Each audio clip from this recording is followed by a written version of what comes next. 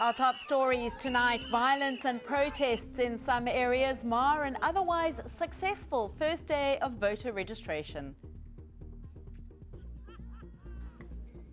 Another delay in the rescue operation to reach 3 Lilly Mine workers who've been trapped underground for exactly a month. This is eNews Direct Weekend Edition. Good evening, I'm Amy McIver.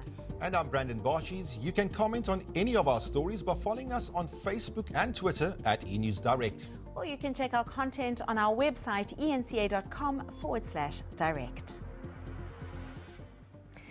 The Independent Electoral Commission has hailed the first day of voter registration a success. The IEC says most of its 22,500 polling stations opened and operated smoothly, assisting thousands of voters to register and verify their details. It's, however, concerned by threats of violence and protests in some areas.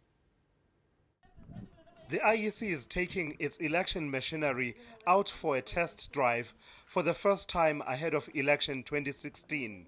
Over 95% of voting stations had reported opening and operating smoothly. In most centers, the process was largely seamless. The process was easy, so it was easy to do, and I'd encourage people to come. The Commission's contact center also a hive of activity. The SMS line, which is 32810, which is used to check registration, also experienced backlogs, having sent over 130,000 ID numbers between 8 and 12 this morning. By 1300 hours today, the contact center had logged over 10,500 calls, over 1,500 emails, and over 1,300 interactions via social media. But it wasn't all smooth sailing. Hotspots include the closely contested Nelson Mandela Bay, where angry protesters dismantled temporary registration marquees in 2 townships.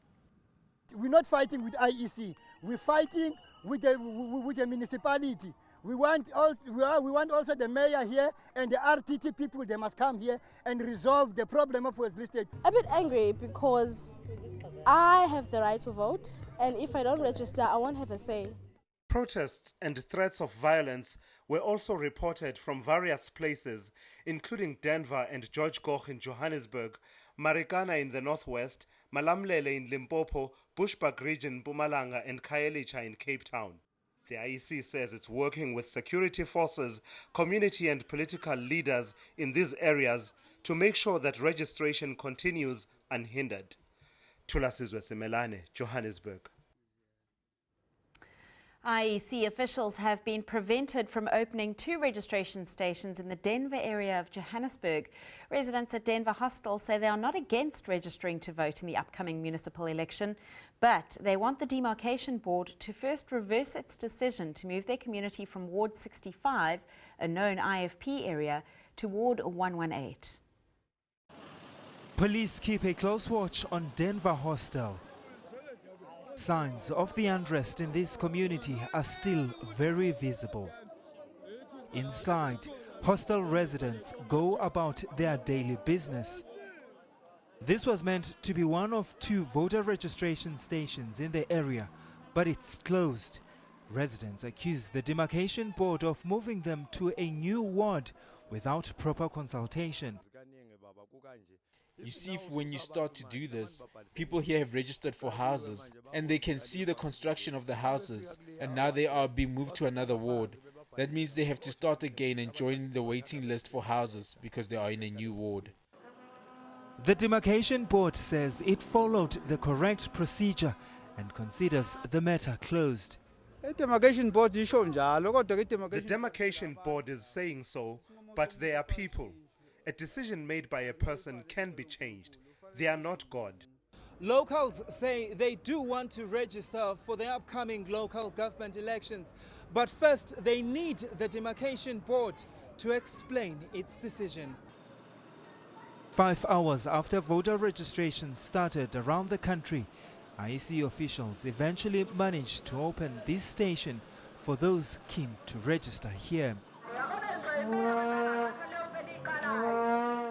The protesters tried to prevent anyone from registering, but the few who were intent on becoming voters were forced to register undercover. Malungelo Bui, Denver, Johannesburg.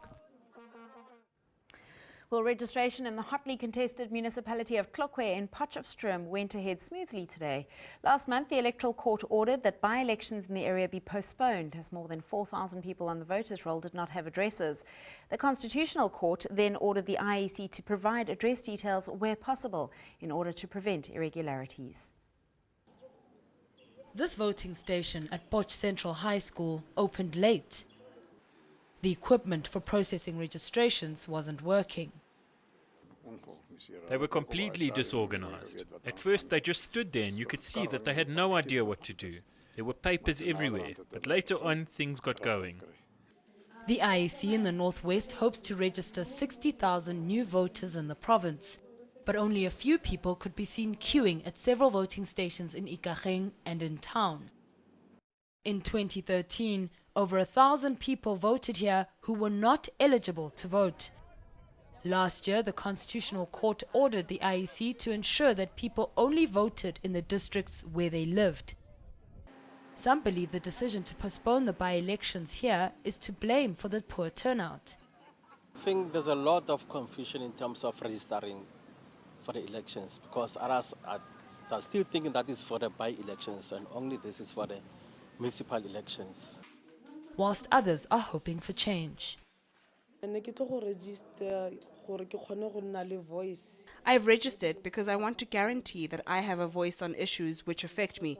If you're not registered, you can't vote. Despite the apparent lack of interest, local IEC officials are still hopeful that they can help meet the national target of registering at least 1 million new voters.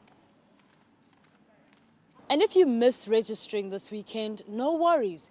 You can always update your details at the IEC office closest to you. Pagamile Hlubi, Ikageng, Potchefstroom. Well, in other news tonight, another blow for the families of 3 mine workers who've been trapped underground at Lilly Mine near Barberton for exactly a month now. An emergency escape tunnel that's been drilled to reach them is too dangerous to use, and mining experts can't say when the rescue operation is likely to resume. On the 5th of February, Preetin Kambule, Yvonne Mnisi and Solomon Irenda were working in a container when a shaft at Lilly Mine collapsed. The container plunged down a sinkhole caused by the rockfall. Rescuers tried to reach them, but the operation was halted by subsequent rockfalls.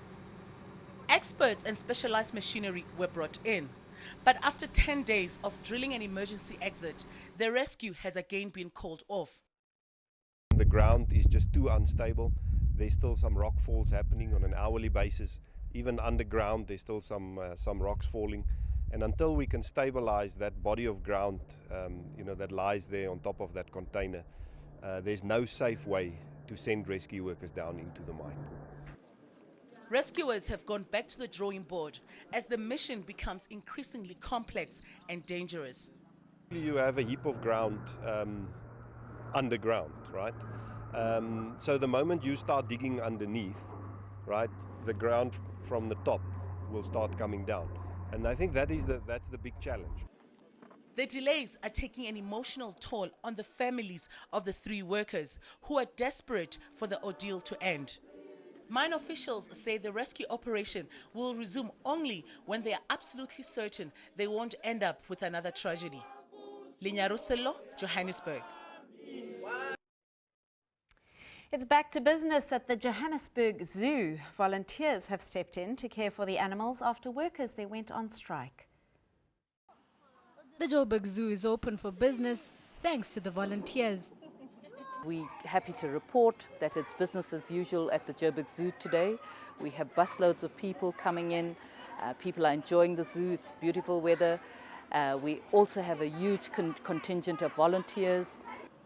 The zoo was forced to close on Friday after workers downed tools over salary and management issues. Officials say the strike is illegal. They immediately put out a social media plea for volunteers who were quick to respond. There were some challenges, like cleaning up the elephant's poo, with the broom. It's very difficult because it's hard and it's dry. So, but I managed to do it properly and we got through that. I'm here because I heard there was a strike going on and they needed volunteers to come feed the animals and clean the enclosures as well. And also, as well as a school project, we have to do 20 hours community service for life orientation. So this plays part of that role. Fortunately, the volunteers are taking good care of the animals and will be helping out for the rest of the weekend. At the same time, a court interdict has been issued against the strikers, who are expected back at work on Monday. A new cycling club is taking up the challenge of this weekend's Cape Town Cycle Tour. The members are all from Khayelitsha in Cape Town, and the club is helping them reach dreams they never thought were possible. It's from this spaza shop that 24-year-old Bonga Ngubane is living out his dream. A year ago, he converted a part of his friend's shop to start his own cycling academy. Bonga.org Cycling Academy doesn't just offer free membership for the youth in this community, but also gives them a chance to one day pursue the sport professionally. It all started when I was in one of the academies in Khayelitsha, and I saw there was a gap that we as riders, we needed to close. So me and my friend Babalo Pongweni, we all started the club, seeing that there was no cycling program for schools in Khayelitsha. With just a few bikes and a handful of second-hand equipment, Ngobane says they still have a long way to go. We have a program that we're running, but we're lacking of bikes. We're only using these bikes for the program, which is, you can see the condition of the bike. There's no front brakes, which is not quite safe for the kids. It would be a big dream for us to get our own space where we can own, where we can have our bike tracks, our BMX oval. But his hard work and commitment to his club is bearing fruit. 15 riders are going to be doing the August this year. Wow, yeah. That's incredible, man. Yeah. So you can see the progress. Yeah, we can see the progress. We're getting there. We're getting there. And you think I can try it too? Yeah, you can do it. It's all up in your mind. Should we have a go? Let's try it, yeah. Cheers. And while they have 109 kilometers to overcome this weekend, Ngobane is determined his cycling club will go the distance to even greater achievements. Tanya Neft, Cape Town. Well, to news making headlines beyond our borders now, protesters in Turkey have tried to prevent riot police raiding the offices of Zaman, the country's biggest newspaper. The clashes happened hours after a court ruling placed the newspaper under state control. Zaman is closely linked to the Hizmet movement, which Turkey is accusing of aiming to overthrow the government. The European Commissioner for Migration says Greece is being overwhelmed by new arrivals and is appealing for the world to help. At least 2,000 new refugees and migrants are being registered in Greece every day. More than 10,000 are stranded on the northern border with Macedonia after EU countries reimposed border controls. Well, for these stories and more, go to eNCA.com/direct or follow us on Twitter and Facebook at eNews Direct. The trailer for the new Ghostbusters movie has been released. The uniforms are the same, the music is the same, but this time there's an all-female cast of heroes saving the world. The new Ghostbusters movie is set for release later this year, more than 30 years after the first movie became a global hit.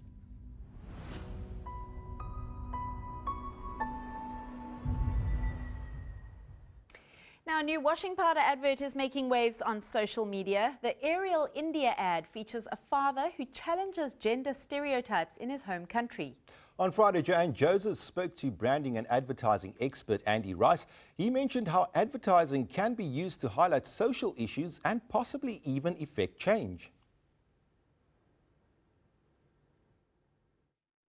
What we're doing now in many markets is saying, let's start with the really important stuff, which is our lives, not our laundry, but our lives, what really matters. And in Dove's case, they chose to align themselves with issues of how feminine beauty is defined. In Ariel's case, it's the role of the woman in the household and the apparently uneven responsibilities that wife and husband take. And there are many other such examples where we start with an issue that is of universal importance. Then we say, how can the category of washing powder perhaps have some role to play in changing those big issues? And lastly, how can our brand be the one within the category that does that?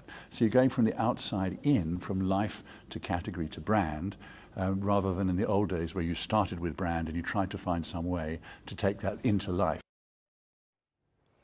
Well, that's your entertainment for tonight. The weather for your region is up after the break.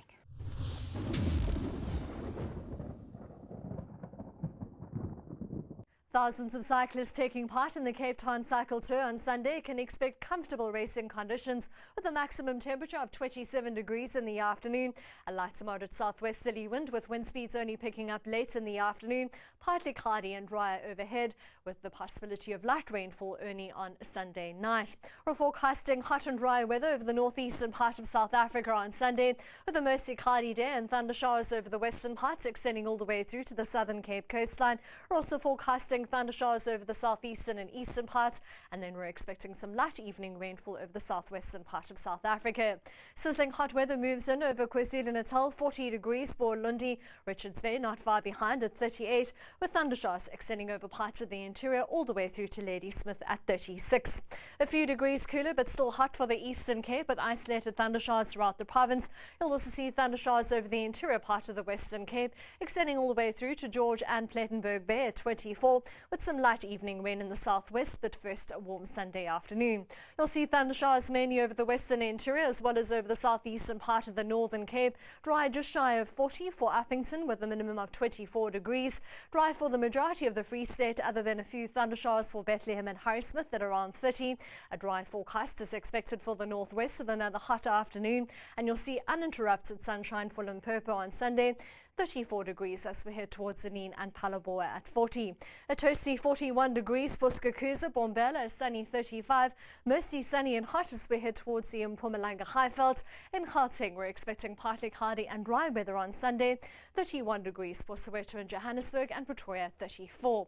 Monday morning starts off with some rainfall for Cape Town with rain in the forecast over the southern part of South Africa.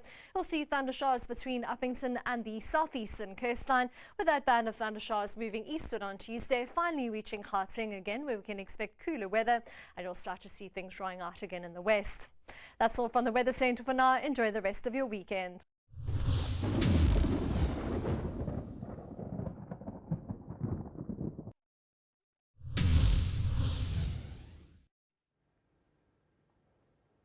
Well, here's a recap of your top stories tonight. Violence and protests in some areas mar an otherwise successful first day of voter registration. Well, that's a wrap from the eNews Direct team.